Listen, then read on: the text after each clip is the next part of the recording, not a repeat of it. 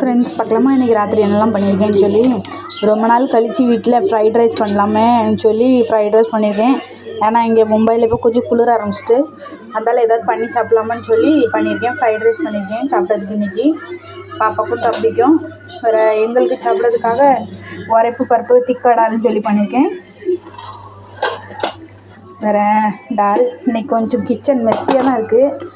ஏன்னா இவ்வளோலாம் பண்ணியிருக்கோம்னா தான் மெஸ்ஸி ஆகிட்டு பாருங்கள். அது கூட சப்பாத்தி பண்ணி வச்சுருக்கேன் இன்றைக்கி சாப்பிட்றதுக்கு. வேறு சோறு வேறு பொங்கி வச்சுருக்கேன். வேறு முட்டை பொரிச்சு வச்சுருக்கேன். வேறு தினமும் மாதிரி நம்ம டப்பாவை நான் எடுக்கலைன்னு நினைக்கிறேன். எடுத்தால் போச்சு. இதில் அப்பளம் இருக்குது கொஞ்சம், அதை வச்சு சாப்பிட்டுக்கிட வேண்டியதான். அப்புறம் நாளைக்கு பொரிக்கிறதுக்கு நாளைக்கு வச்சுக்கலாம். அவ்வளோதான். எங்கள் வீட்டில் இன்றைக்கி ராத்திரி சாப்பிட போகிறோம். நீங்கள் என்ன சாப்பிட்டீங்கன்னு சொல்லி கமெண்ட் பண்ண மறந்துடாதீங்க. வீடியோ பிடிச்சிருந்தா லைக் ஷேர் சப்ஸ்கிரைப் பண்ண மறந்துடாதீங்க. தேங்க்ஸ் ஃபார் வாட்சிங். பாய்.